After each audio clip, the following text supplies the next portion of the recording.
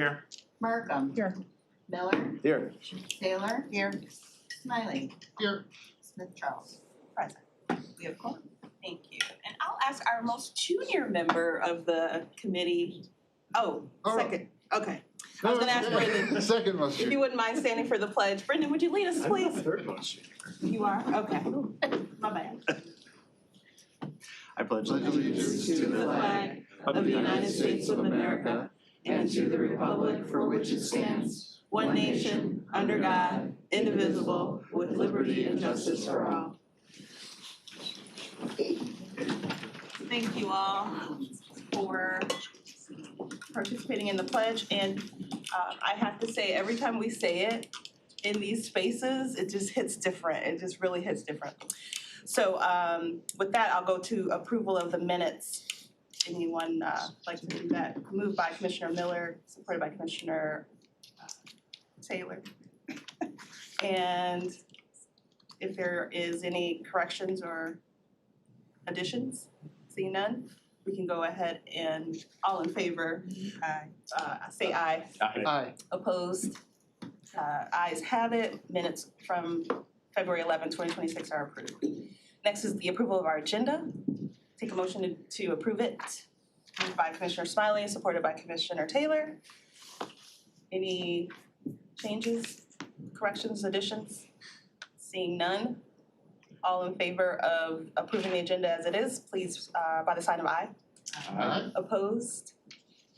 The agenda is approved. This brings us to our first public comment.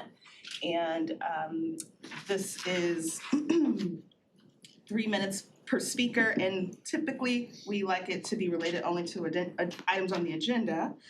I do see Ms. Gupta, but I'm gonna ask if I could have Eli, hi, come on up and introduce someone very special and dear to our community.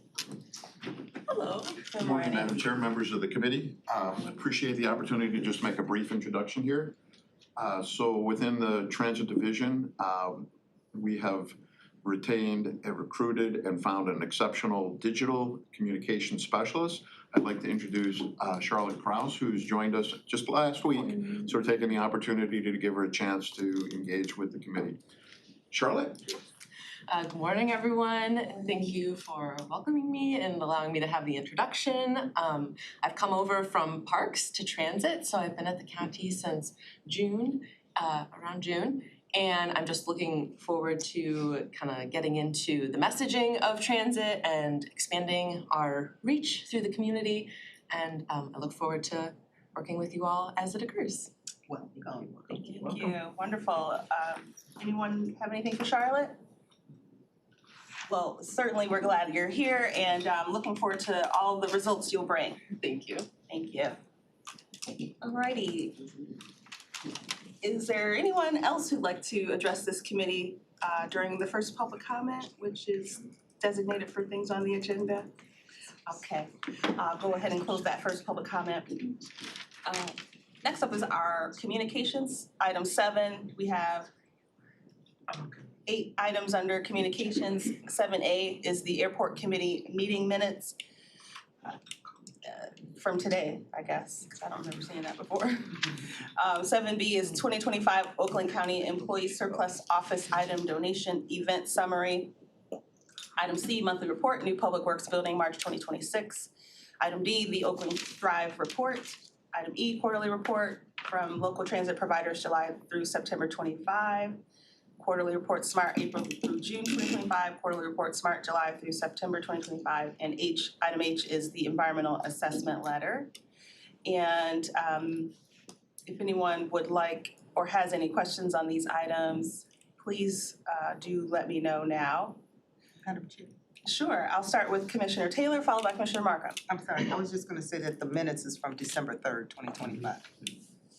Oh, okay, thank you. Sorry. No worries, that's important. Ms. Markham. Yeah, I just want to comment on the transportation report, especially the one on the local transit providers. Pretty consistently, well, actually both of the reports, pretty consistently we are continuing every month to grow the ridership, which is a really good sign to me. It means, first of all, that there is communication out there, not enough, but people are finding out about it. Also, that's bringing the price down per ride.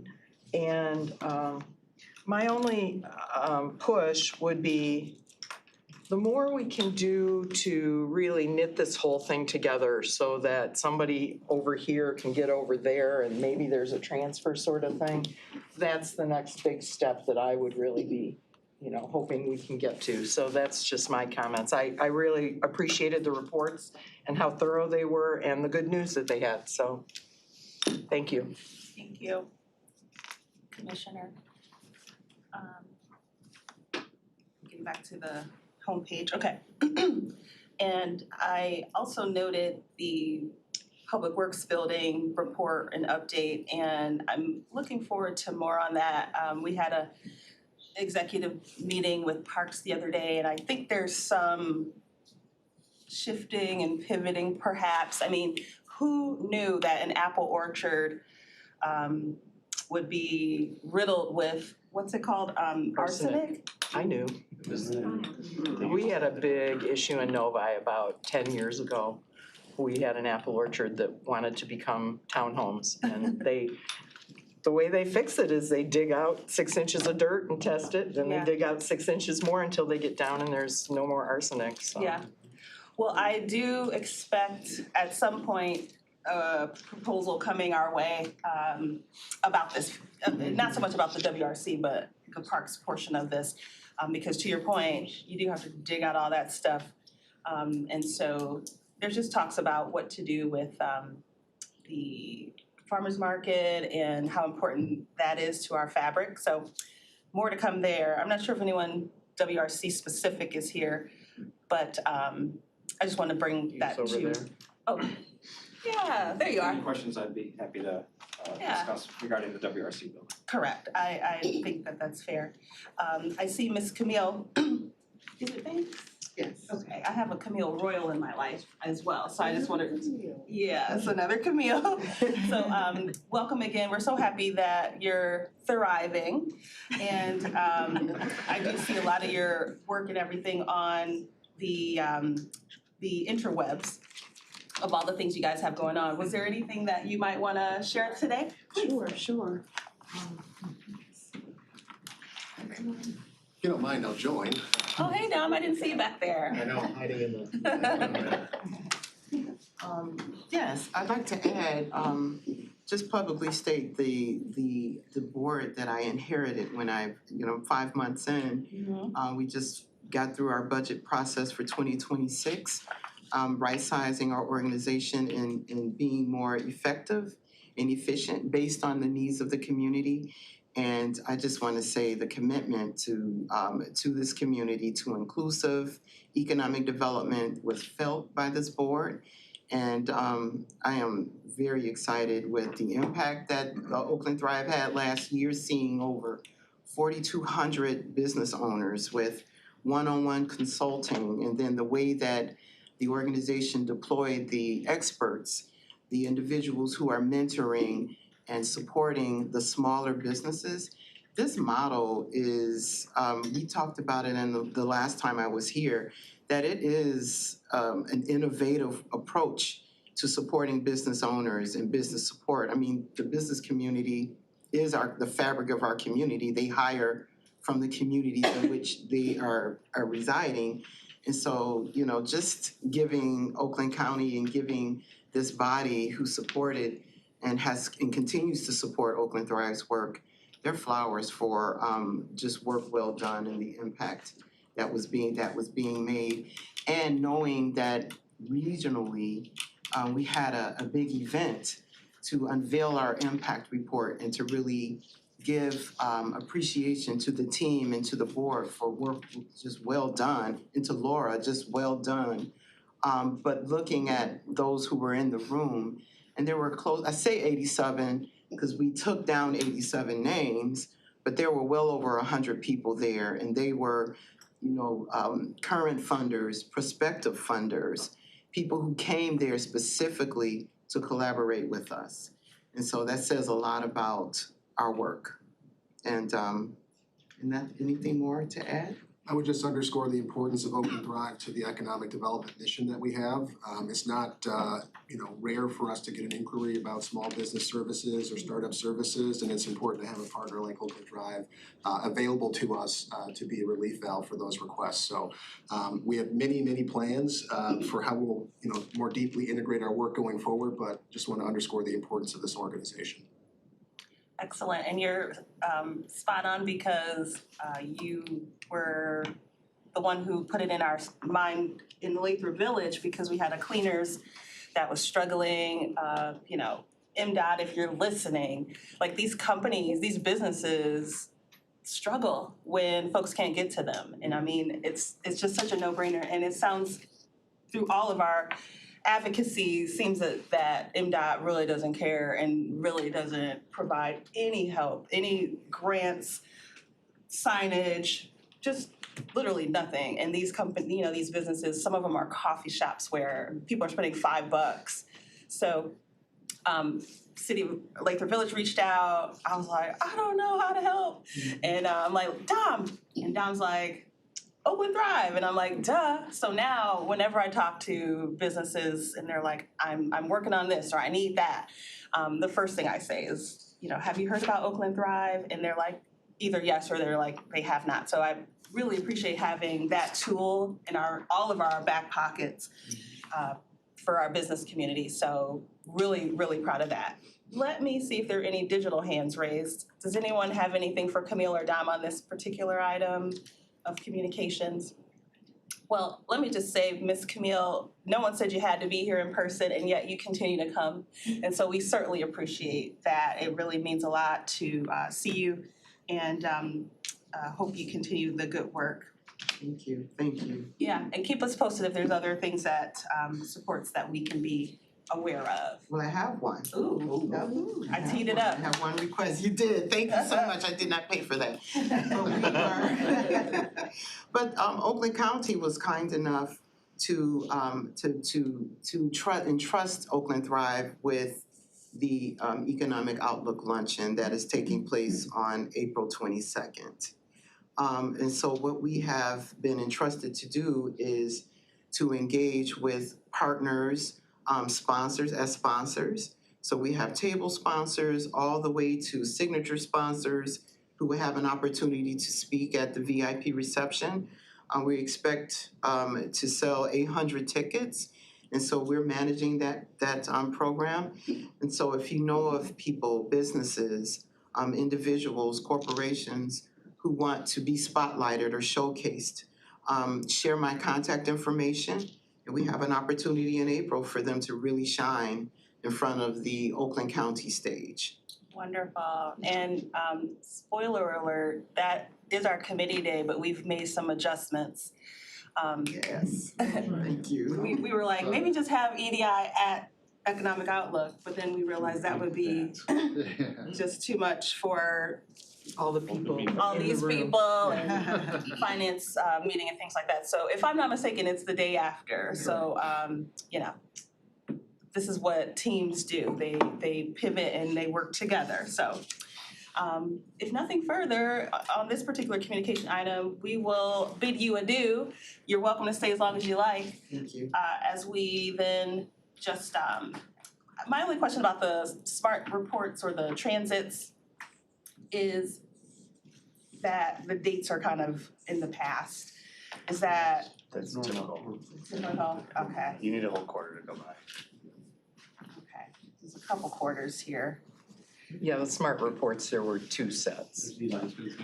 Hey Eli, help me out, because I just want to be accountable to the constituents. No, And they're I like, appreciate the question, and unfortunately, as a performance report, the amount of time that it takes for them to compile their statistics and provide them to us, they're always gonna be a reflection back. okay, Because the transit committee itself had not met for a bit, so these became a bit dated.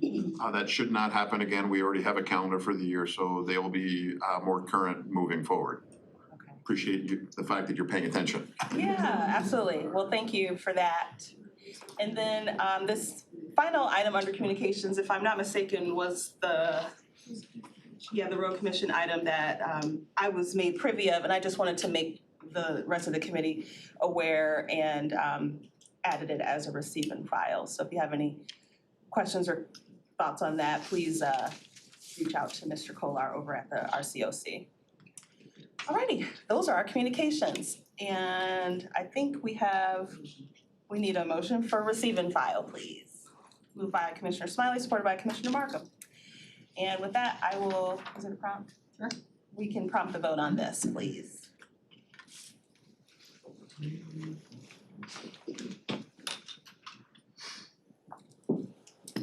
have 7 yeas, 0 nays. Great, that motion carries and our communication items have been received and filed. Next up is item 8, which are presentations, and I saw Kristen Wilfing and Whitney, I believe, is also presenting. And we will have you present, and then if we like what you have to say, no, I'm kidding. But you get it, we'll do the receive and file after you present. Excellent. Good morning, Commissioners. Thank you for the opportunity to present on our materials management plan for the county. We'll just provide a brief overview and an update of the plan that we have so far. We've been working with a consultant for the last about 6 or 8 months, and they've come up with some really interesting data and information we wanted to share with you. Just as a reminder, this materials management plan will replace the solid waste plan for the county, and it is a required mandate from the state. I got ahead of myself because we are so familiar with you, but just in case someone's watching on YouTube, your name and what you do around here. I will do so, yeah. So I'm Kristen Wilfing. I'm a Administrator of Trails, Transportation and Environment in the Planning Division. And with me today, I have Whitney Callio. She's a Principal Planner and she's also the Project Manager for the Materials Management Plan. So I'll turn it over to Whitney and provide the presentation for you. Great. Thank you for that, and thank you, Commissioners, for allowing us to give you an update on what we've been doing. We'll try to make this brief. So I'm just gonna do a couple refresher slides about what is materials management. This is the systemic approach to using and reusing materials productively over their life cycle. Trying to determine the best and highest use for materials, utilize them to their full capacity, reducing environmental impacts, preserving our landfill space for the future. Basically, we're looking to make your recycle bins bigger than your garbage can. And this also helps to contribute to a circular economy, which is a model of production and consumption that keeps these materials in circulation, again, as long as possible by refurbishing, reusing, recycling, upcycling, as opposed to a linear economy, which we've gotten more involved in over the last few decades probably, of taking resources, making something, using it, and then landfilling it.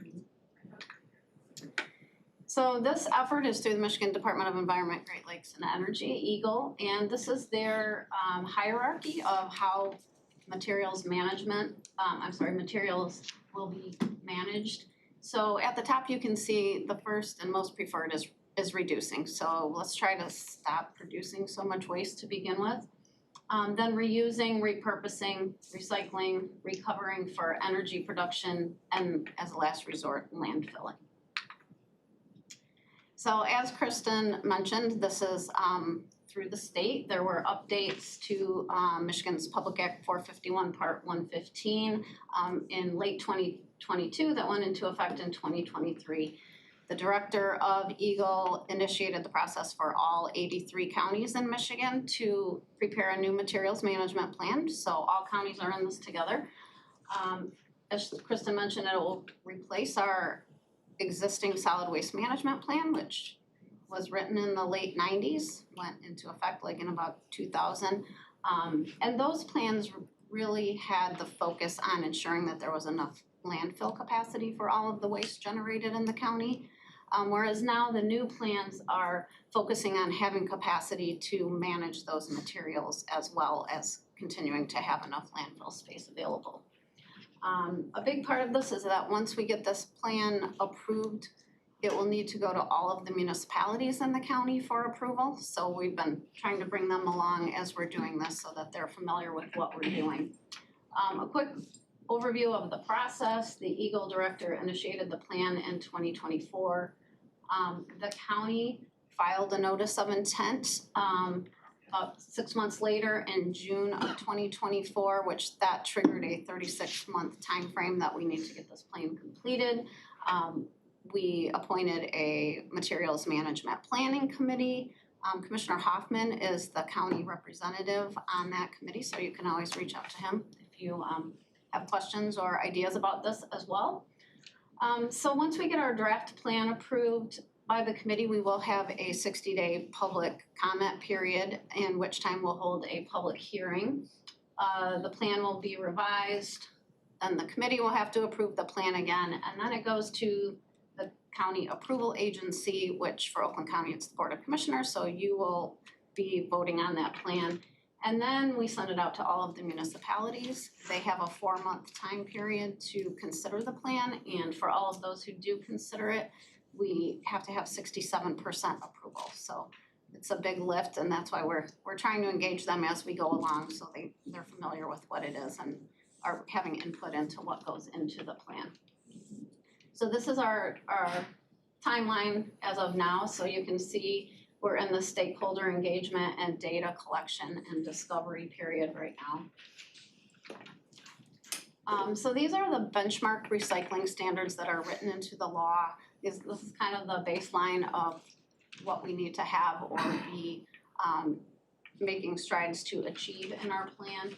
So curbside recycling in communities over 5,000 residents by this year. That can be either through a municipal contract or through individual subscription, as long as the hauler offers curbside recycling. Convenient drop-offs for rural and urban counties by 2032.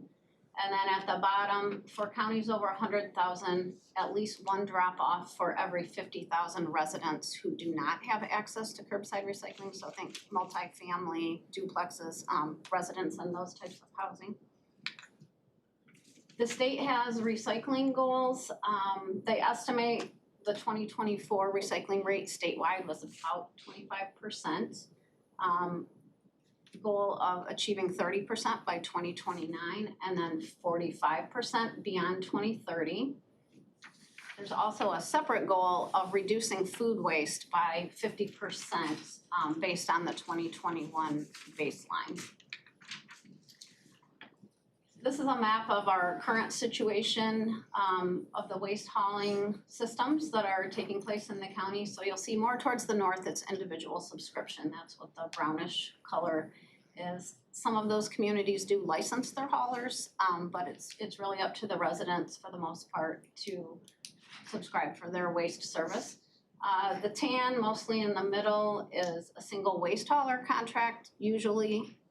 In fact, in almost all instances, those do include curbside recycling as well. And then the green and the blue are the two solid waste authorities, and those also have municipal contracts, but they fall under the umbrella of the authorities with additional services available. So now we're gonna give a couple slides on the data that's been collected. As Kristen mentioned, we're working with a consultant who has been compiling data. There's not a lot of good data is really kind of a common theme that we're finding, and that's not just us, that's statewide. However, we do have landfill data of the amount of waste that was landfilled and which county generated that waste for each of the landfills. So for Oakland County, based on 2024, we generated approximately 1.439 million tons of material that was landfilled. So you'll see the bulk of that falls into the municipal and commercial waste sectors, which is really the sector that we're primarily focusing on. Obviously, construction and demolition, you'll see there's a piece of the pie up there. Things we can work on as well, but the municipal and commercial waste is what we're mostly targeting. So again, there's not a lot of data. Our consultant has developed a model based on what limited data, waste sorts, EPA averages, what is available of what is the makeup of those materials that are landfilled. So what they've discovered using their model for Oakland County for that 2024 is that about 54% of what we sent to the landfills is either compostable or readily recyclable with the programs that we currently have in place. And taking a quick snapshot in time of the value of those materials, had they been recovered, sorted, baled, sent to market, is approximately $10 million for the year. This is using that same model. This is a breakdown of the components in that, in the landfilled waste. So the blue represents single family, the orange is multifamily, and the green is commercial. So you can, I'm not sure how well you can read it, but at the bottom, wasted food is by far the biggest component. And it's estimated that Oakland County sent over 180,000 tons of wasted food to Michigan landfills during that year. So you will probably hear there are lots of different efforts going on with wasted food and education around that at this point in time. So as part of this process, we've done a couple visits to facilities. This is a material recovery facility located in the county. So if you've never seen one, this is how it happens. The curbside recycling is tipped on the floor. In the left picture, it goes through a series of sorting and conveyor belts, and there are actually people there picking off, they're mostly picking up the tangler things, which are bags, are hoses, are things that are gonna mess up the machinery. It's very loud, hard work, so have an appreciation for those people working that job. Yeah, and thank you for not bringing your smellometer with you on what we're looking at here too. So, and then you can see that it's a little bit sorted in the third picture, and then the fourth picture is baled product, so it's been sorted. We also participated in a recycling audit, so that was an interesting experience last fall. So they took loads from a neighborhood, so they knew which neighborhood it was, which helps with targeting education as they compile this data. We sorted the materials into 31 different categories. The third picture is the cleaned material. The fourth picture is their treasure table of weird things that were collected that do not belong in the recycling. But one of the biggest takeaways from this is that so much education is needed. There was yard waste, there was just garbage, there were dirty diapers, there was food waste. So, you know, really a lot of education and explaining why it matters that you put into that recycle bin what should go into that recycle bin. And then we also took a trip to a compost facility also located in the county. So you can see the yard waste bags on the left, machinery turning the windrow piles in the middle, and you can see the steam that's generated from the piles. And then over to the right, they're screening the material to create the finished compost product. Thank you. That's steam, huh? Oh yeah, there's a lot of steam. There's a lot of It has to get up to it, yeah, certain degrees to kill off. Yeah, so as you might remember from the timeline, we're working on a lot of stakeholder engagement right now, so I just wanted to give a couple things that we've been working on. We created a flyer. This QR code goes to the website, so we can email the flyer to all of you if you would like that. Just kind of a general one-pager about it. We are working on some surveys, which I think the next slide talks about those a little bit. So we've been trying to do presentations. We presented at the sustainability offices, community, I forget what they call it. Anyway, their event in the fall. We conducted 3 town halls in December. We presented in January or February at the Oakland County Township Supervisors Association meeting. And then a couple of weeks ago, we presented at the South Oakland County Mayors Association. And then we are also planning later this month to present to the Bar Association's Municipal Law Committee. So that's a lot of the attorneys that represent the municipalities. So again, we're trying to get the word out, trying to answer questions just so that the residents, the community, as well as the elected officials in the communities kind of know what we're doing. We did conduct a SOAR analysis with that was elected officials from communities, so we did get some good feedback on that. Next up, we're doing some focus group meetings, hopefully in April is our plan on that. And then starting to look at doing some displays at municipal buildings, maybe in interactive things where residents can answer some sort of questions, just to try and get a little more information from residents. So thus far, we did a resident survey and we had over 1,200 responses for that. We just closed the elected official and municipal staff survey, actually just today. So we had, remind me, 56 or so responses to that. And then we also put out a survey to restaurants about what they do with their leftover food and how they manage that. And that just closed and we have about 89 responses to that. So we're gonna be compiling that data and see what we can glean from that toward developing our plan and any of the education that might come down the road. We also plan on creating a survey and sending it out to businesses in the manufacturing community and then waste haulers. They have a big play in this because they're actually doing a lot of this work. So I think that's it. So that's a quick rundown of where we've been, what we're doing. There's still a long way to go. We're just starting to have discussions in our committees with potential goals for certain aspects of the plan, but still a lot to go. But we wanted to keep you informed where we're at, see if you have any questions, and remind you that we're doing this for the next year or two, so. Yeah, thank you so much. This was great. I do see Commissioner Johnson has a hand. Thank you, Madam Chair. Thank you for the presentation. I appreciate it.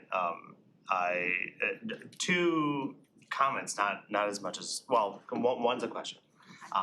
One comment for the whole room, though. I mean, the commercial food waste was a damningly large swath of that pie chart. And I hope that everyone has Too Good To Go downloaded on their phone. I don't work for this app, I don't work for the company. But Too Good To Go, and there are probably others like that, is an app that you can have on your phone, and restaurants and cafes and grocery stores put on the app, hey, this is all too good for us to sell, but also we don't want to throw it away. So they give it to you in little bundles for shockingly cheap. Whole Foods will do this. There are coffee shops and patisseries that'll do this. And I can't tell you how much good food I have gotten for really, really cheap because they're gonna throw it away anyway. And I like good food, and it's just, anyway, so download Too Good To Go and help us get rid of that damningly large commercial food waste. Now, on the second one, no, I live in multifamily housing, and I don't know, Bill and I taught me about like glass not decomposing when I was 4 years old, and I can't tell you how much it kills me every time I have to throw away glass because I do not have the option to recycle, and it is 2026. And I know that we're working on that, but like, how can I help you help me not kill myself anymore about throwing glass away? Yeah, one of our things is that we wanna reach out to the owners, operators of multifamily to try and see what we can do, because I think that's not uncommon. No. That's just how it is, and we don't have a lot of just drop-off recycling centers that are available to all residents. It kind of depends on where you live. So I think that, And I get the economies of multifamily, how do we carrot not stick? But, yeah. Yep, some of the challenges that we always hear is there's not enough parking, so how can they justify taking up more space for some of the dumpsters that are required for the recycle bins? And so how can we start to flip that mindset a little bit to retrofit some of those existing multi-family housing units, but also require that new ones put in, the recycling bins as part of their development in the first place. And so I think it's kind of backtracking and just trying to raise the awareness and education. But Whitney mentioned that certain communities over a certain size have to have drop-off facilities. So we'll be looking at doing some more analysis on the multifamily housing and. And what does that mean specifically? Does that mean like, hey, this is the municipality's official recycling hub, or? it doesn't, we really just for the population of the county who's not served by by the curbside, we have to have so many drop-offs. So ideally, we don't just say you in the north have to go way to the south. Hopefully, we can have them, but it doesn't have to be in individual communities. No, That's- yeah, I get that, I guess, but if it's 100,000 people, I mean, that's like, that's quite a few, that's 13 across the county. And it's pretty much one in every square of the county, so. yeah. Which that's ideal in my, Oh, I how we know. make that work. I get a lot of the calls of, and I hate to tell people, well, you know, you really don't, there aren't a lot of options for you at this Right. point that are very close, so. So we're working Hopefully with we our work with that, consultant yeah. to expand those opportunities and come up with some creative ways to do so. Cool. So stay tuned. Thanks, appreciate it, thanks, Jen. Yeah, thank you. I was gonna inquire on some similar items. But when you talked about the bins, the recycle versus the waste bins, in Southfield forever, we didn't have trash bins, we only had the recycle bin, which looked nice and big, until now you see the trash bin, which is a good 25 to 30% larger. So just as you are having that discussion with the municipalities, knowing that many of them have already invested in these big old barrels or bins, if you will, and how it's challenging because it seems like a little bit of a monopoly on waste provider or waste retriever providers, if that's how you say it, but I can imagine that might be a little bit of a consternation for municipalities as they're trying to bid and negotiate the contracts with the collecting company. So that was one thing. And then, you know, I think the show is called Adam Ruins Everything. I don't think it's on anymore, but he ruined recycling. And I don't recycle as much as I used to because I'm like, it ends up in Thailand on a beach, you know, killing the birds and the what's the stuff in the water? The coral, thank you. And so I think many of us are like at a point where we're like, why am I taking my time to sort when you literally see these trucks put your lawn clippings with the plastics, with the trash. Now, I'm not gonna say who or where or when, but I've witnessed this. And so just some assurances that these companies are being good stewards of what we're asking them to do in terms of this materials management. So those are my hopes and desires for the future, because it's, you know, food waste and all that stuff. I wanna do better. I know there's a lot of people who wanna do better, but you get tired and then when you find out it's not going to where you thought it was, it's like, oh, then what the heck? So those are my thoughts, but I appreciate the presentation and we can, I'll accept a motion to receive and file this presentation, moved by Commissioner Miller, supported by Commissioner Weipert. And we can do a voice vote. All in favor of receive and file this presentation, say aye. Aye. Opposed? Hearing the ayes have it, and this motion to receive and file carries. So thank you, ladies. Keep up the good work. And I do want to ask that you activate the 19 of us. You know, we're your people on the street. So, you know, we would love to share this message because I think it is important to get this right, especially by 2032. Seems like a good frame of time. All right, next, folks, moving along to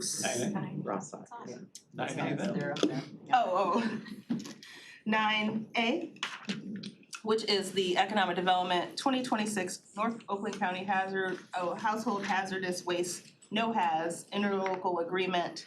This is a recommendation to the board. If I can get a motion to do so. Commissioner Miller moves, supported by Commissioner Smiley.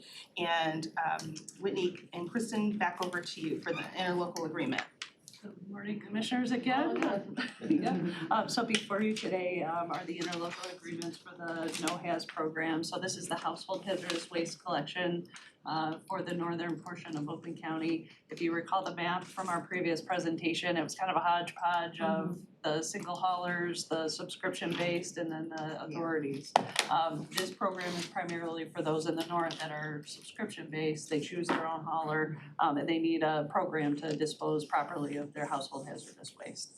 They don't currently have one. This program has been filling that role for 20+ years. We have an annual report from last year if you're interested, and also the flyer from this year. I guess I'll pause there, see if there's any questions. Thank you. Just wanted to say that the communities opt in and pay for this service for their residents.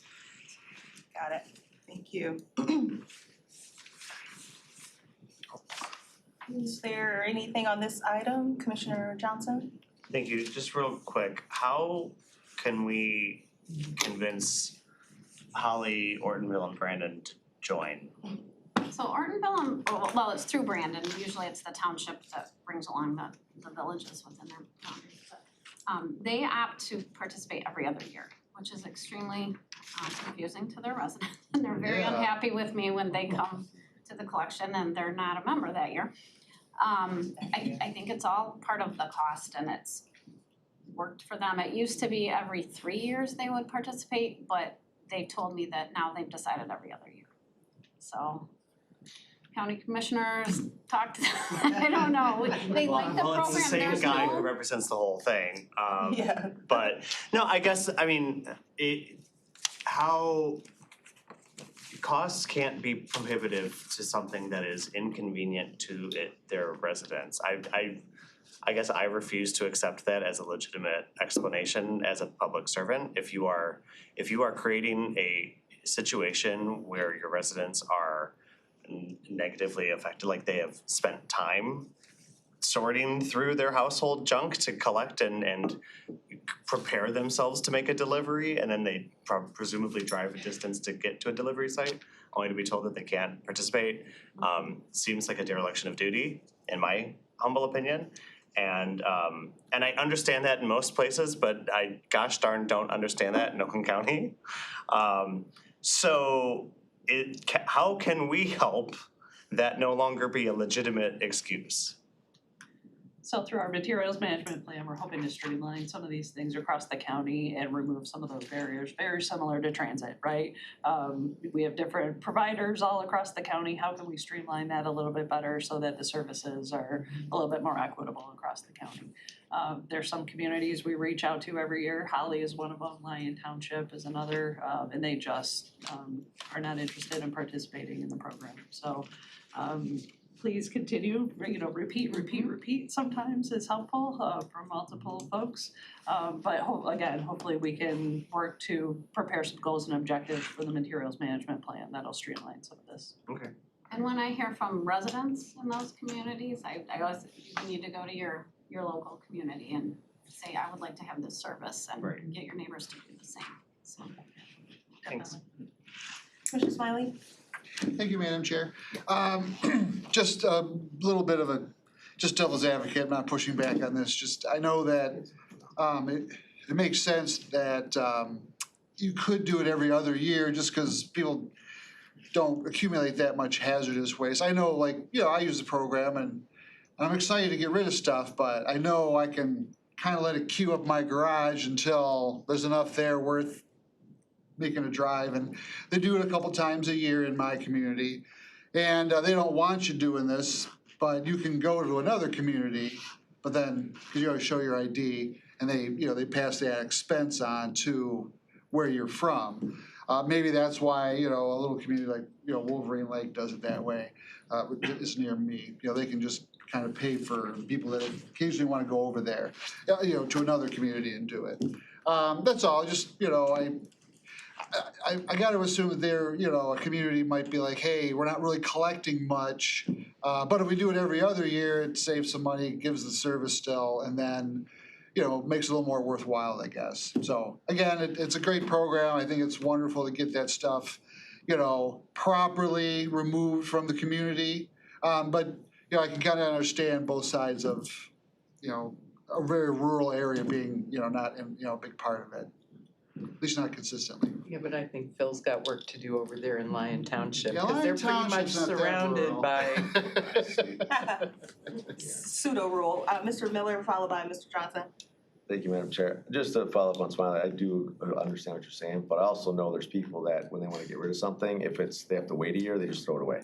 Oh, yeah, So if they're like, oh, well, it's August and September, they're doing the hazardous waste, so I'll just save it till then.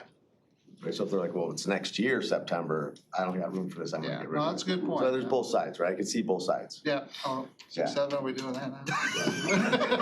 8-9. There we go.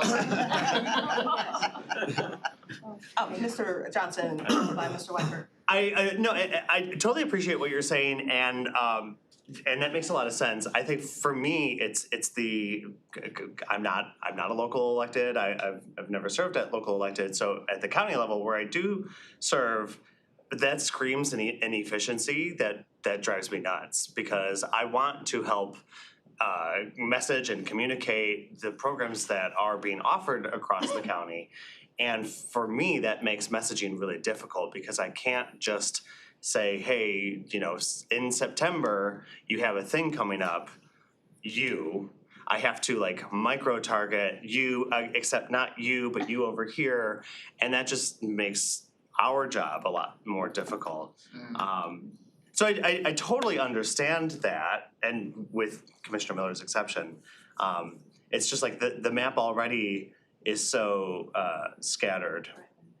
Especially, I mean, like I could rail against Madison Heights for having an independent program completely served. So it's not just whether or not you opt out. It's also like there are several inefficiencies on this map that kind of irk me. But I'm excited that we're ironing out wrinkles. We're trying. Trying. Stay tuned. Novi Township. Novi Township's There gonna Novi Township. 50 houses. I know. It's an HOA. Basically, they are an HOA, yeah. Oh, yes, Mr. Smiley. Oh, I'm sorry, Mr. Whiteford, followed by Mr. Smiley. On the chart, when the folks show up and they're not from the area and the fee's $135, I mean, is there, that, you probably get some people turning around and That's throwing right. stuff out on a dirt road. I mean, is there some read on the ground where you don't turn away somebody, maybe they can give them a voucher or give them a pass or? We try to accommodate them when we Okay. can, yeah, but I mean, that's, yeah. you get We do someone- you actually get- have a lot of people who do pay, which is okay. kind of surprising each year, that even people that sign up for our program ahead of time and pay, who might have something in their community, so sometimes we try to tell them, you actually have this, but again, it's the timing, they've had it for 25 years, but they would like to get rid of it next week, so. I mean, the people read the situation, don't they? I mean, you get somebody showing up and they've got a pickup truck full of stuff they wanna get rid of, and you tell them, you're not from this area and it's $135. And We it's, get very it's good in rural, it's a frustrated person gonna throw it out of their, Find it on the side of the road somewhere. dumping a dumpster or something, but. We've heard that from a lot of the rural communities over the years, like, who are real advocates of the program, saying, participating in this program, the amount of money we spend is the equivalent of picking up 3 of those loads that get thrown out on their roadsides, so I think they see that as a real benefit. Yeah, we try. You're It's- paying attention it's to it, hard. okay, all right, thanks. Mr. Smiley? Thank you again, Madam Chair. Commissioner Johnson made me think of something about, about these other groups, the independent programs, these long acronyms, I won't say them. Is it kind of our intent or hope that we kind of take away and we can, NOHAS controls all this, or do we work together with these other groups and we're fine with them? Do we have any problem with the other groups besides NOHAS? And how they're operating? No, there's no problem. I would say SACRA and especially SACRA communities. SACRA, which is one of the solid waste authorities, you can make an appointment there and do this all the time. So I think that's kind of like a good program, right? So their residents have a little more flexibility in this. RASAC does quite a few collections per year, similar to ours. The other ones are kind of, they do a couple. We don't have any The problems independent with them. ones? Some of them have that built into their waste hauler contract. So there are nuances. I think they're all good programs. They're mostly all done by the same vendor. Oh, okay. So They're not all- over time, that might be something that comes about with this, but we also have limited capacity to operate for the whole county as well, at least in our current model, so. Oh, okay, I see, okay. Yeah, and if I may, Please. Rossock, it does have a spot you can take it to anytime, but it's in Livonia. Right. But I've done that a couple of times. That's a good point. That's where I send usually, that's where people can go in the meantime, that's the one facility, but you tell people in Oxford that it's not very convenient. No, but you show up with your car and they're out the door with a cart before you even walk Thank you out. for mentioning that, I forgot about that. Yeah, good one. Mr. Smiley? So it's just these gray areas that are a real concern. The others, well, not all are created equal apparently, but some better than others, but some, they all have something going on. The gray areas are the only real, curmudgeons, for lack of a better word.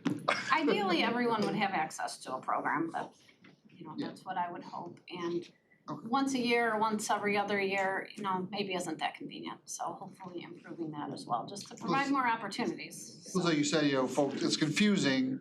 If they know, hey, every first weekend in June, my town's gonna have their household hazardous waste. Families can plan for that and be ready for it, and whether they've got a little bit or a lot, it's a good thing, but, I'll talk to those individual communities. Anyway, And there is an interactive map on our website, so that if you live in one of the Rossock or Soccer communities, you can go directly to their website. It links straight to there for the additional recommendations. Yep. Good discussion, thank you. I'll go ahead and have us prompt the vote on item 9A.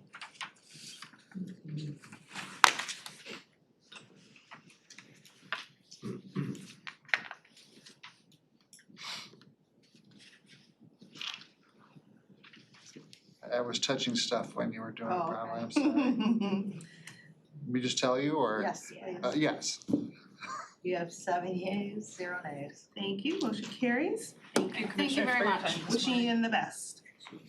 Item 10, Water Resource Commissioner recommendations, a motion to recommend to the board, Water Resource Commissioner notice of intent to issue bonds for replacement of lead service lines in the city of Pontiac.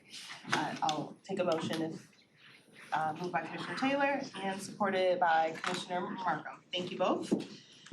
Looks like presenting are Zach, Ben, Eric, and Steven. One of those folks is online there.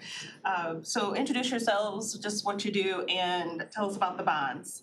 All right, I'm Ben Lewis, an engineer for the Water Resource Commissioner's Office. Today we have with us Zach Erk, who's project engineer for Water Resource. Eric McLaughlin, our legal counsel, and Steve Burke, financial, is Yes. on the screen. Thank you. So we're here today requesting the notice of intent for bonds to sell for lead service line replacements, 500 lead services in the city of Pontiac. The project is through the state revolving fund, who's in essence providing the backing for a $5 million project.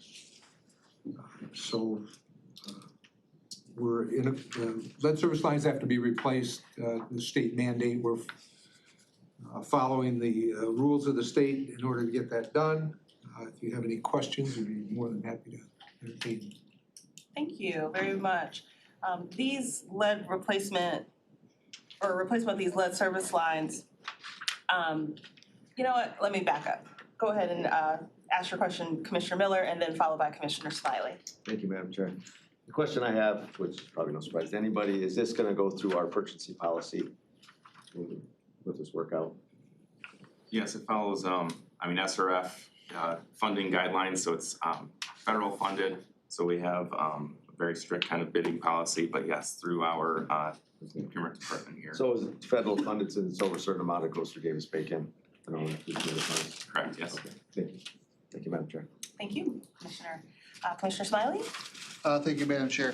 I think this is just, there's something I don't understand. Reading, through our packet, we've got an Eagle grant for $5 million and it's gonna cost $5 million. Why do we need a bond? Is it just sort of a cash flow kind of something I might not understand, but maybe you can help me out. Eric or Steve, one of Yeah, that's a program requirement. The county is authorized only to do, it only can do what it's authorized to do by state statute or what's necessarily or fairly implied therefrom.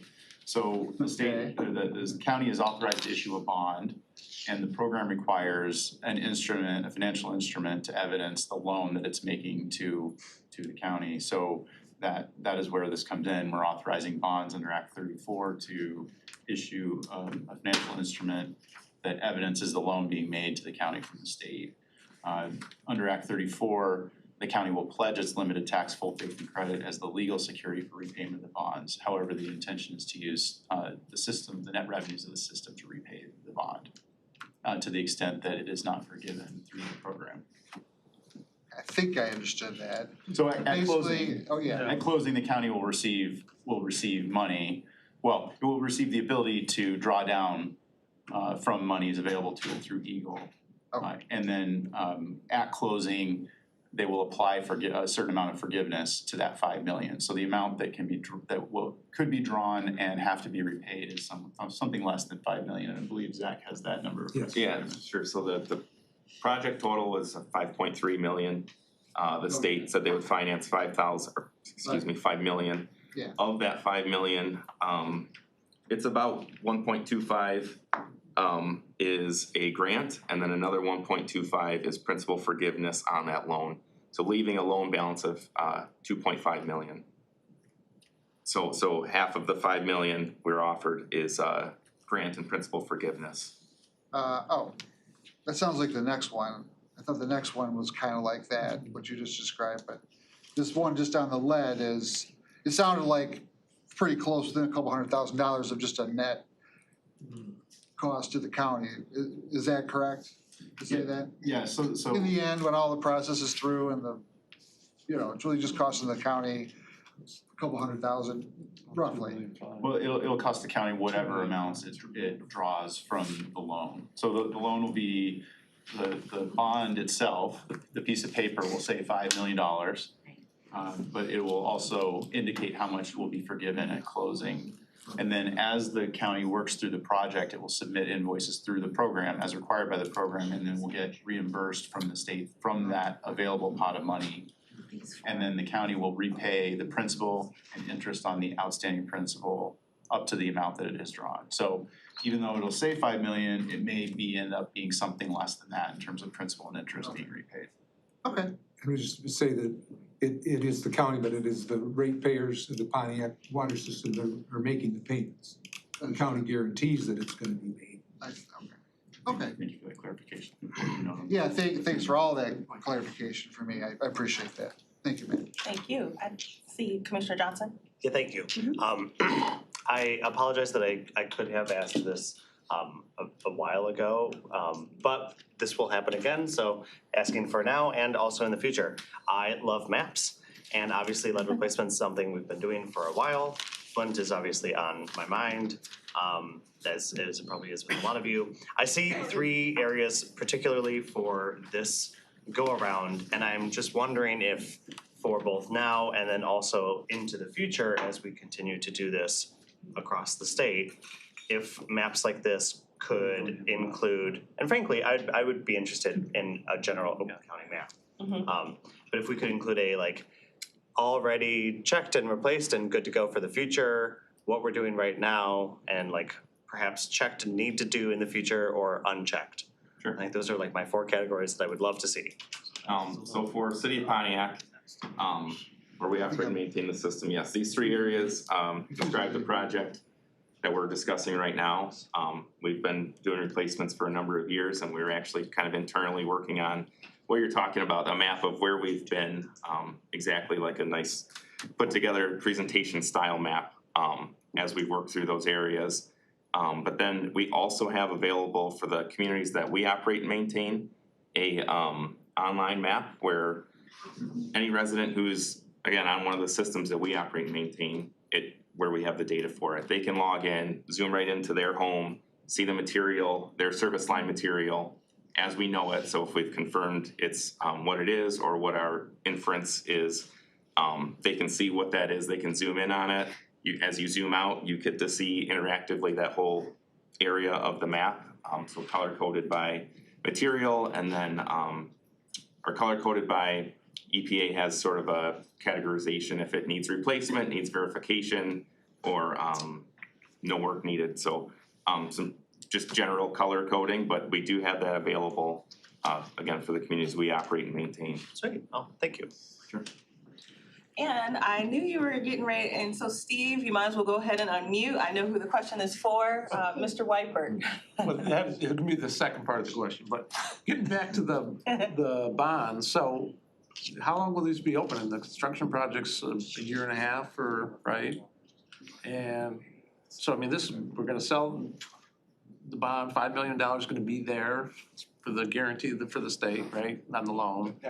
And the project lasts a year and a half. I mean, what if, and then you close out in 2 years or after an audit, or is these bonds paid back? I mean, is it? I mean, what's the life cycle of this? Steve? I think I would defer to Steve Burke on what the currently planned duration of the outstanding bond will be. Okay. And then how's the rates doing too? You're still muted, Steve. Oh. Oh, boy.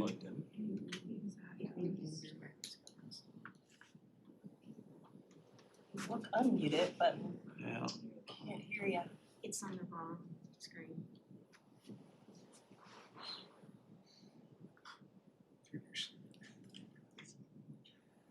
If you wanna pop out and come back in, Can I see you? you're welcome to do that. And also, There you are. Here now. yeah, Very good. Sorry about that. I switched microphones and now it's working. So good morning, Stephen Burke from MFCI. So we're the financial advisor to WRC. And I answer your question. So these are draw-based loans. So the state's going to authorize $5 million in draws. It'll take about a year and a half to 2 years to do the project. WRC draws down on a monthly basis on that loan.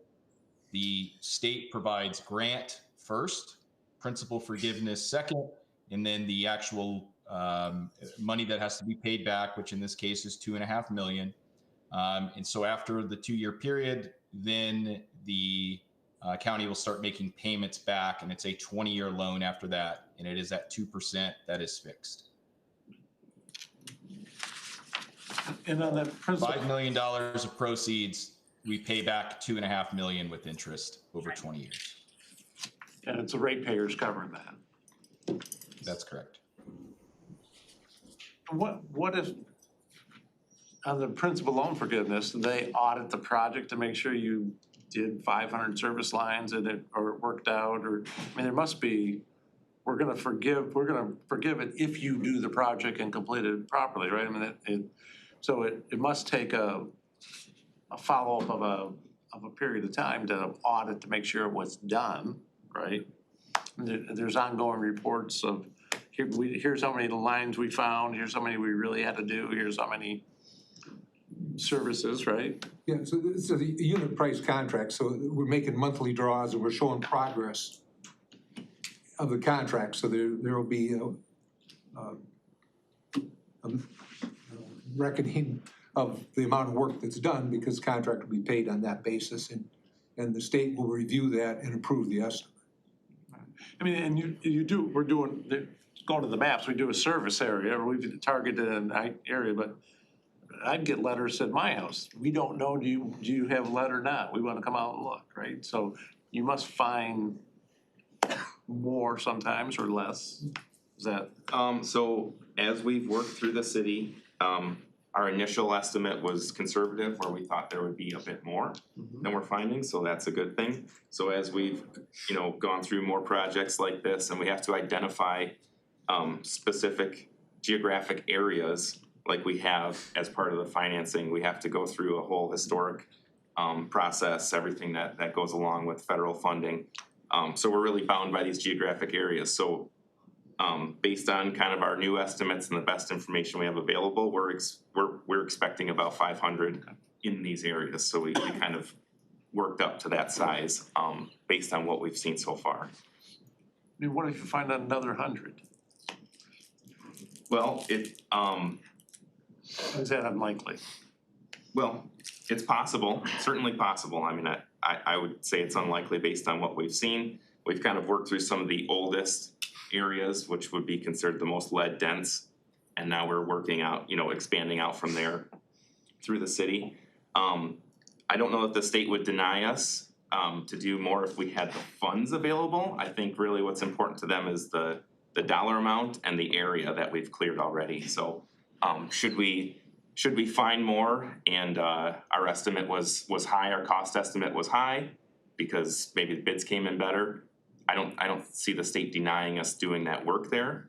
But I think it's really those two things, the area that we've defined and the dollar amount that they've authorized. All right, thanks. And Steve, how's the rates? I didn't.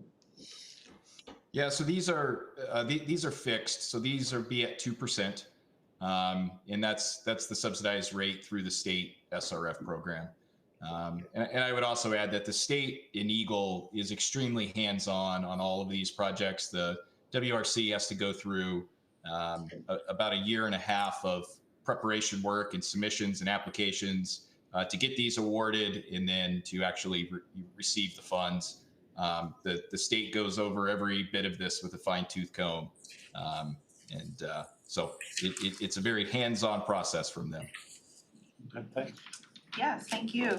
So we will go ahead and wrap up our questions on this so that we can proceed through our agenda. So I will ask Tracy to prompt the vote for item 10A. 10A, right?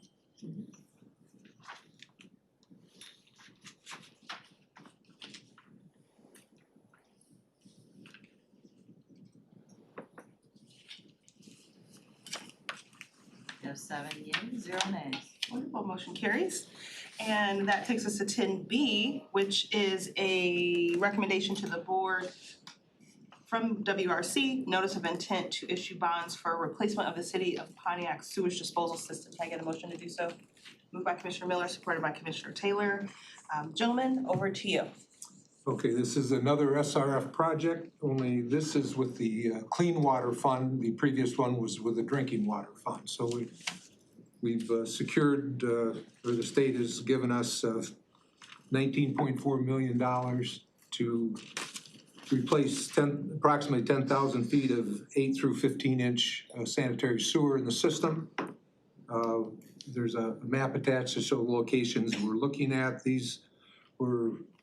The locations were determined by post-circuit television. The sewers, where we can determine the condition of the sewers, they were rated and ranked. And from there, the project was developed. So we expect it will be the same schedule as the other project, only maybe a little bit longer as we're excavating to do these replacements. Any questions? Yes, sir. Commissioner Miller. Chair, thank you. Again, same question, is this to go through our purchasing policy, is this federal funds as well, or is this state to us and then out? Yeah, this is through the state revolving fund, the same, we're following they could use the same schedule, same thing, only one's CW, SRF, one's DW. But we follow the same routine and get the same oversight. Does this, since it's state funding, does this follow the state regulation on prevailing wage? Yes. Thank you. Thank you, Madam Chair. No, thank you. Good questions. Anything further on this? All right, let's go ahead and prompt the vote.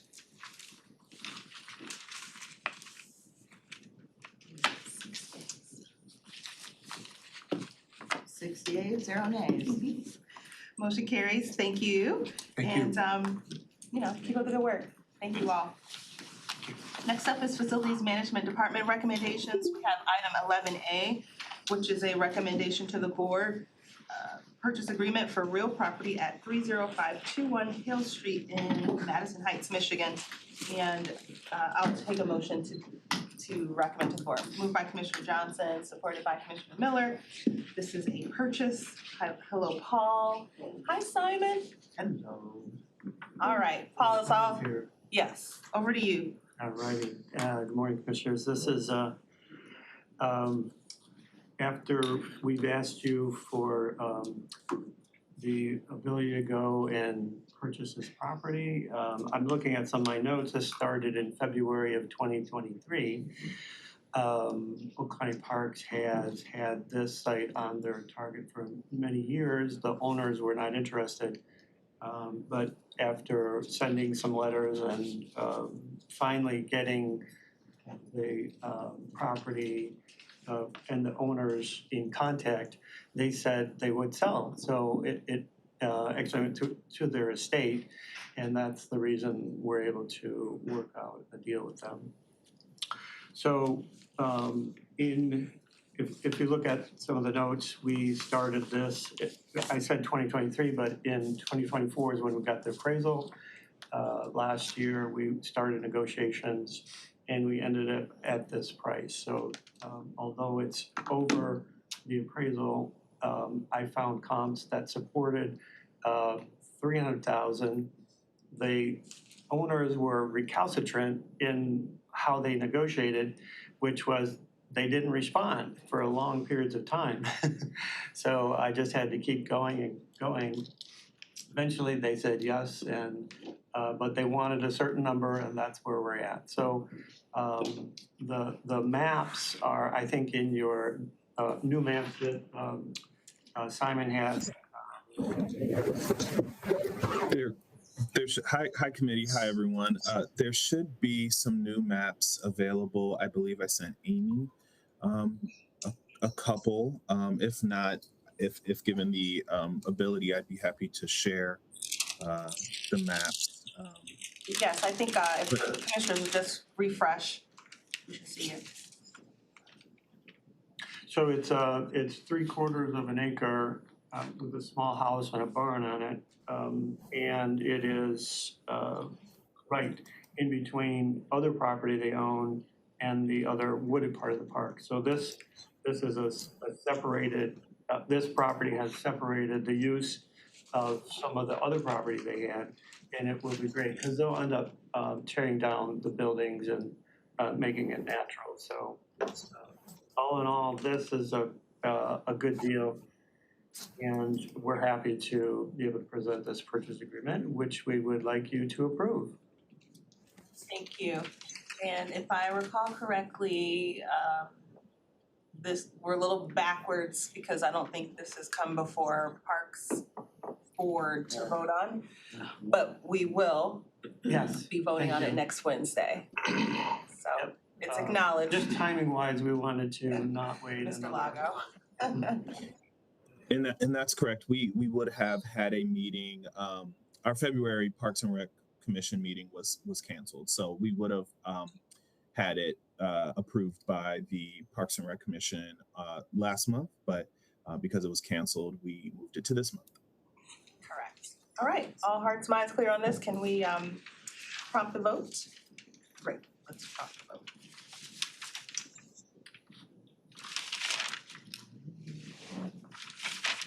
You have 6 yeas, 0 nays. Thank you. That motion carries. Thank you, Simon. Thank you. Have a good rest of the day. Up next is Thank you.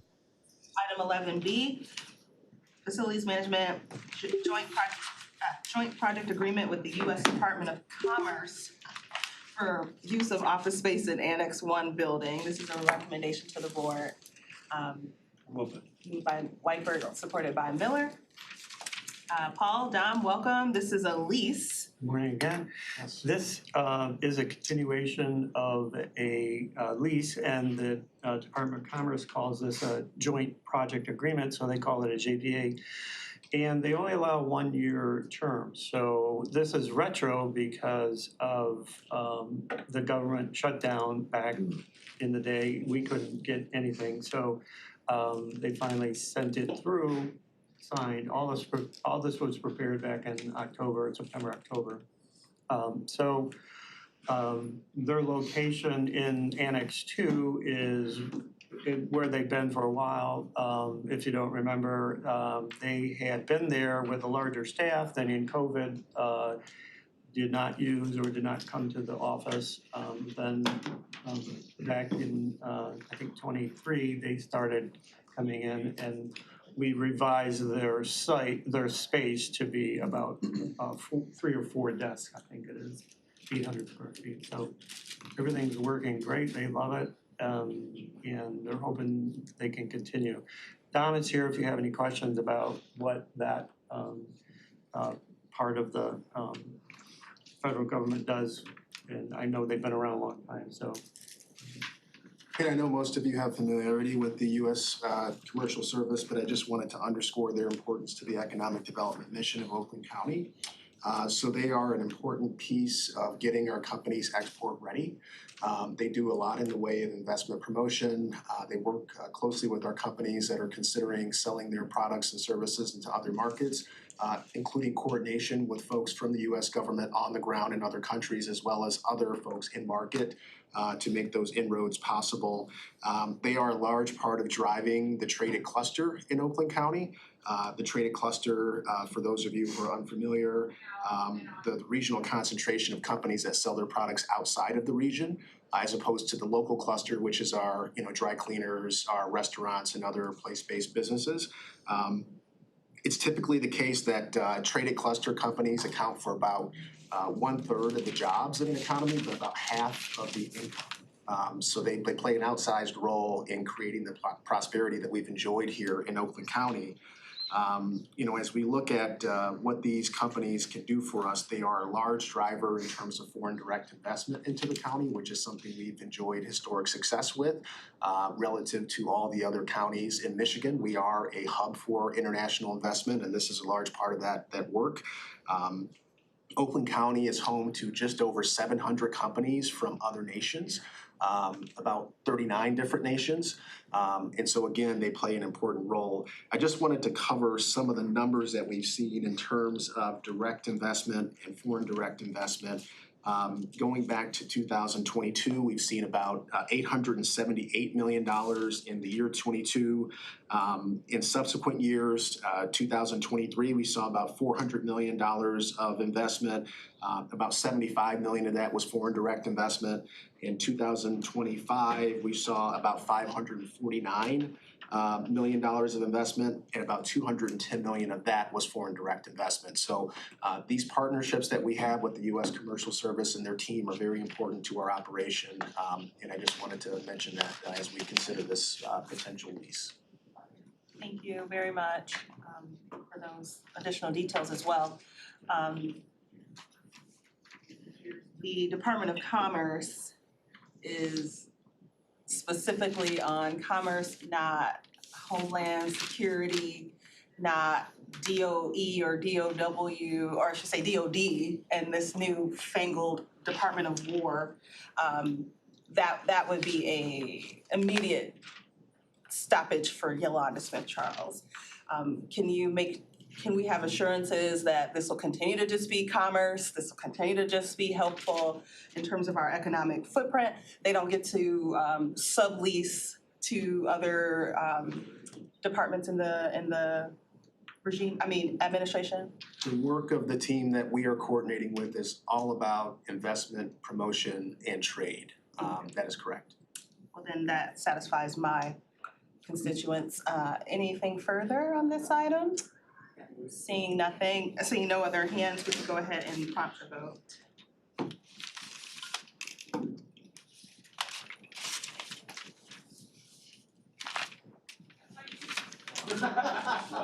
Everybody is. Awesome, motion carries. Thank you, guys. Thank you. I just want to remind you that this was retro, so it's fiscal. So I'll see you in 6 months on the next 2027 JPA within 6 months. Yes, got it. It's into the end of September, right? And yep, right.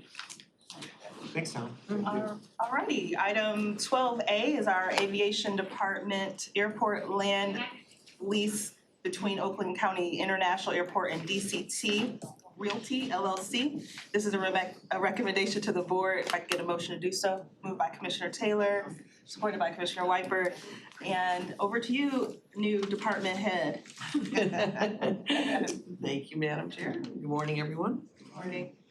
DCT Realty has been on the airfield for a number of years. They had an expiring lease. Well, it was originated in 2014. It still had some time on it, but they came to us with a request to extend the lease for another 25 years as requested by their financial facilities as they are in an expansion mode. So they were looking for a new 25-year period.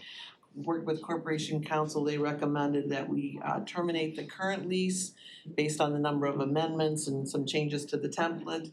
And so that's what we're doing here, a termination of the 2014 lease and a new lease starting April 1 that will be a fresh 25 years to allow them to go forward. Something for DCT is a flight training facility and they focus a lot on international flight training. Very broad footprint. Awesome, thank you. Anything on this item from the commissioners? All right, let's go ahead and prompt the vote.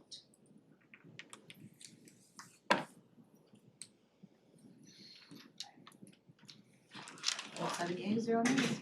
7 yeas, 0 nays. That motion carries. That takes us to item 12B, aviation grant acceptance between Michigan Department of Transportation and Oakland Southwest Airport for obstruction, marking, lighting, removal, wetland mitigation on airport property phase, environmental. Recommendation to the board by Commissioner Whiteford, supported by Commissioner Taylor. This is a grant. Over to you, Cheryl. Thank you. As stated, this is an MDOT grant that will allow us to remove some obstructions, meaning trees, at Oakland Southwest Airport. It's one phase of a many-faceted project that we've been working on for several years and will continue to work on. This is the removal of trees that are on airport property themselves, and they are in the obstruction zone. So there's a federal share here of $600,000. With a 5% match state and local. And this will make a big dent in some of those obstructions for our traveling pilots coming into that airport. Right, you brought that to our attention on one of our tours. Yes. Any questions on this item, folks? Yes, sir. It's not a question for you, it's probably more a question for Commissioner Whiteford. But the associated city in the contract is New Hudson, Michigan, which does not actually exist. But I grew up in Goodison, Michigan, which similarly does not exist. And I was wondering why this contract still says that. I think it's beautiful. It's interesting because the airport was known as New Hudson Airport for many, many, many years. And a lot of the folks at the state still call it New Hudson Airport. Interesting. Yeah. Can you still send mail to New Hudson? New Hudson is the post office. It is, okay. Cause I think I can still send mail to Goodison too. Anyway, thank you. That's my question. I just think it's beautiful. I do. Thank you for bringing that to our attention. I hadn't realized it. All right, if there's nothing further on this item, looking around, we can go ahead and prompt the vote. Oh my God, what has happened to my It's a long time coming. Somebody. I think they oiled it too much. It's just like following now. 7 yeas, 0 nays. Thank you, motion carries.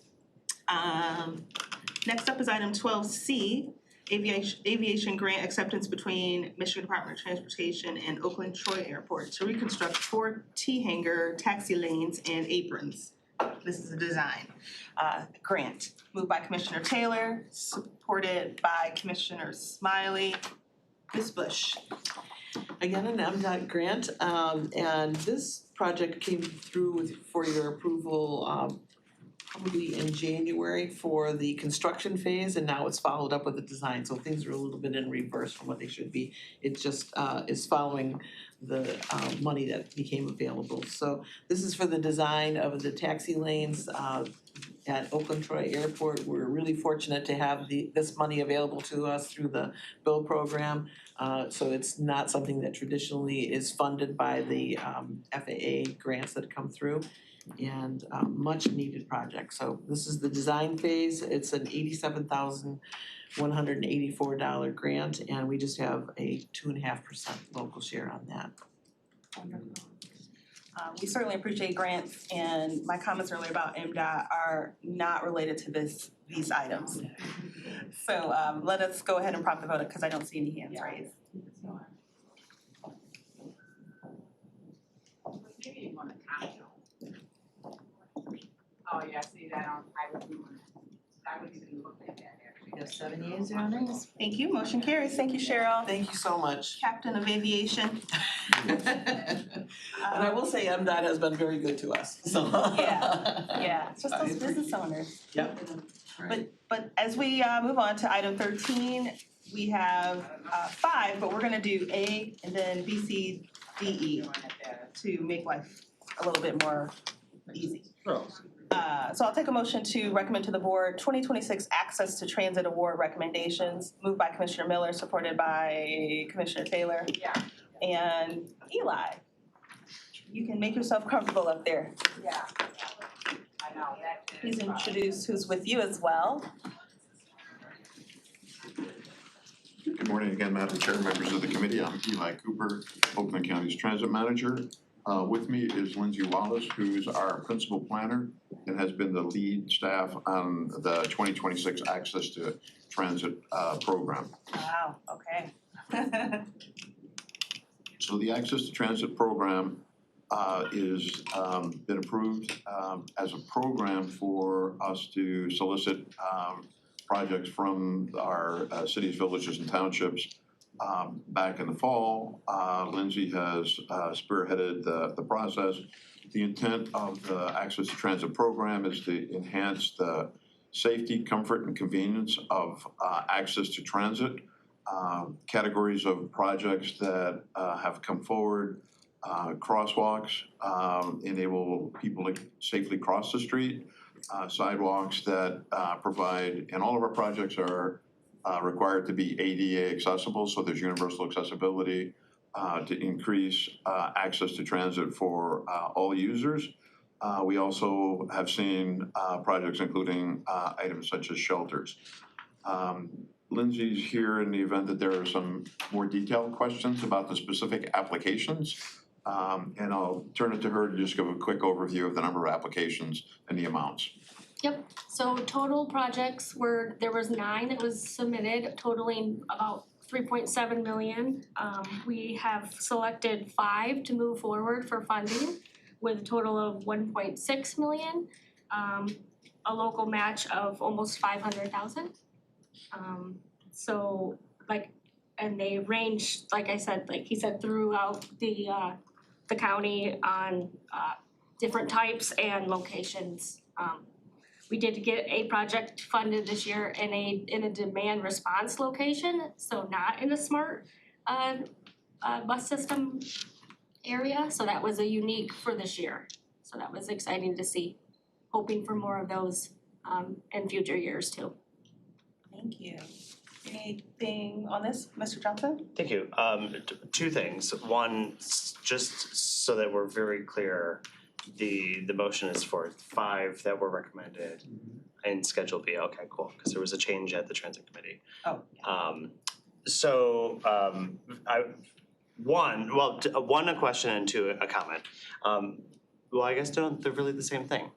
With the 4 programs that applied that we are probably not going to recommend next week at the full board, they are all still valid programs and we liked them.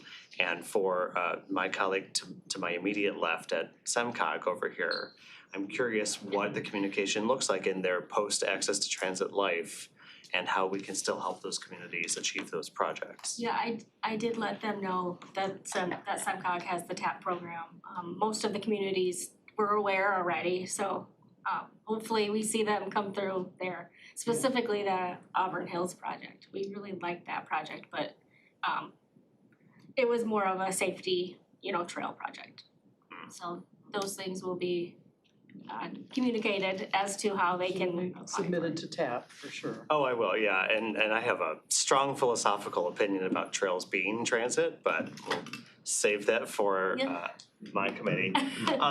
So this is this year, great projects. I mean, we talked about them a lot and not enough in our transit committee. But we're only spending 1.1 of our allocated 2 million. And curious for your opinion, I should have asked this last week too, but like, can we roll the program a little bit if another city comes to us in a few months? Do we have to wait until next year? What are your thoughts about And that? so this specific program has a program guide that has deadlines, so the $2 million that was allocated out of the budget, the amounts that are not awarded will revert back to the transit fund if not allocated. To the extent that any community or someone who might be watching, a member of the public who has an access to transit improvement, they could always call the Oakland Transit office and we would consider it and maybe bring it as a one-off. But the process that we go through, including a selection committee with external stakeholders, really has deadlines, and we would encourage, particularly a couple months from now, it'll be the end of the summer where we'll come back to the committee to request an allocation for a 2027 program.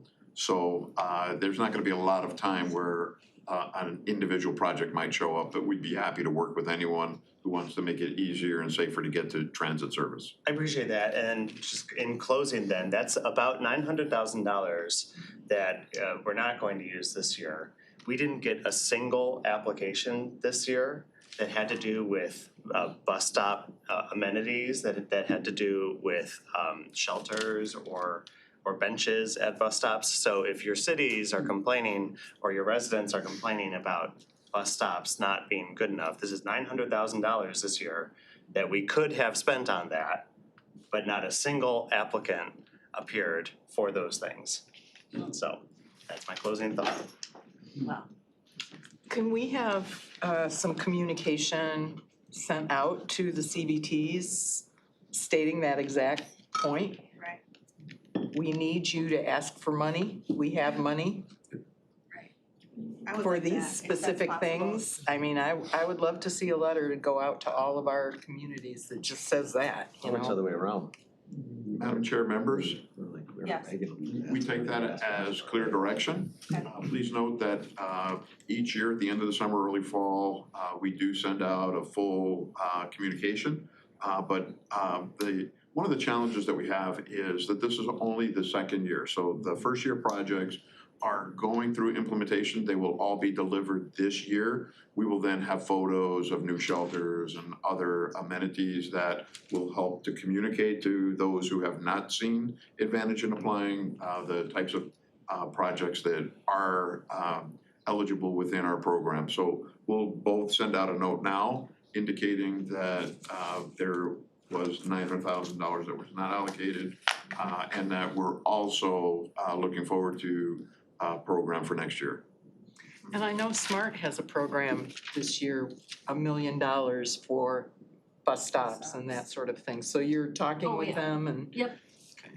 That's good to know. Okay, folks, thank you, Commissioner Johnson, for that. This is 13A. Let us probably vote on 13A.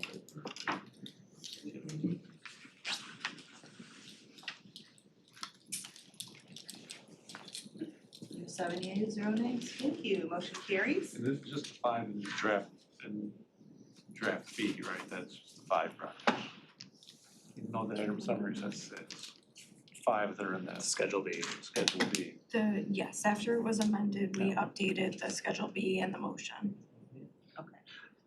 The clarification is in our item summary, the Royal Oak project was nixed by the committee, by our committee. It was recommended by the It was recommended by their evaluation committee, but not by the transit committee. Got it. Thank you for that clarification. Motion carries 7 to none. Thank you. Now, I'll take a motion to recommend to board items B, C, D, and E, Amendment 2026-1 of Public Transportation Agreement with North Oakland Transportation Authority, the amendment 2026-1 of public transportation agreement with Rochester Hills, Oakland, Rochester Older Persons Commission, the amendment 2026-1 of public transportation agreement with Western Oakland Transportation Authority, WODA, and E, amendment 2026-1 of public transportation agreement with People's Express, Inc., PEX.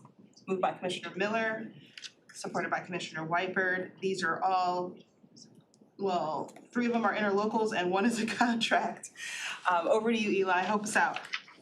So, Madam Chair, members of the committee, I start by apologizing. There was a provision that was somehow lost in the administrative processing of the agreements for the current year. It's a relatively important provision that speaks to, within the financial budget exhibit of the contract, that speaks to procedures that any local authority or contract partner wants to make a facility improvement. It specifies some of the steps they need to take. So these provisions were in last year's contract, but were left on the cutting room floor for this year's. And when staff realized that this specific subcategory, which is Exhibit B8F, was not in the contract, we coordinated with our partners. They all agreed that they didn't have any issue with amending the contract to add the language. We're bringing it now for your review and approval. Okay, thank you for that explanation. Plenty of transit folks in here. Is there any questions, discussions on this, or? This is easy. Okay. It's a cleanup. Yeah. Wonderful, love it. Teamwork makes the dream work. So with that, I'll go ahead and have Tracy please prompt the vote.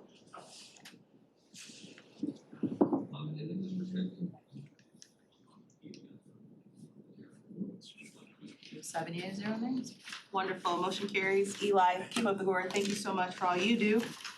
And just want to make it known that this committee has not transferred anything to finance's agenda today, so that's exciting. So that takes us to item 14, which is our second public comment, and we asked that speakers keep their comment to 3 minutes, and it can be on any topic, and oh boy, there's so many topics out there. Ms. Gupta? Yes, everybody else? You are my first. All right, my name is Margaret Gupta, I'm with Oakland Township. Welcome. I think everybody received the email from the board chief staff, Mike Andrews, regarding my November 12th letter I dropped off. Since November 12th, there's been a lot of activity. I'm still waiting to be added to an agenda, given to an opportunity to present. This is regards the Zoom hearing platform has no ability, and never had the ability, to preserve court records, court transcript, or any of the features. And people are still using it to take depositions. It can be easily altered, statements can be easily removed. There's no accountability in the judicial branch. Why? Because I'm not sure if I've shared with you guys, my phone number's been made invalid within the state judiciary, state offices, over 153. You can call their number with your phone, you can get through to it. When I call it and you recognize that, hey, I can sit right there, pick any of the 153, including the Supreme Court, court clerk, all the appellate courts, all the regional state court administrative offices, I get the you've reached a non-working phone number. Please check the number and try again. I am not gonna receive justice anywhere. And you guys are a part of the county that should be holding responsibility. Trust is a huge thing. Criticals, no one has stopped the corruption, nobody has investigated. So what does that leave me to go to? The judiciary, corporate counsel, and sheriffs, they're part of the infrastructure, they all know about it. All the commissioner has a responsibility to investigate as part of the government, which is no longer functioning to the best of the interest of the public. Just recently, I reached out to the regional state court administrator and I sent 2 emails. The second email had to be a second request. It says, please, can you give me the file number, the case number, or the assigned record number for the scale complaint that I submitted against Judge Lisa Langton for altering 1 Zoom hearing back in September of 2022, and then altering 4 more by March of 2023. They got back with me in 2 days, and it was a one-sentence response. We do not assign record number, file numbers, or case numbers to complaints filed. Good luck.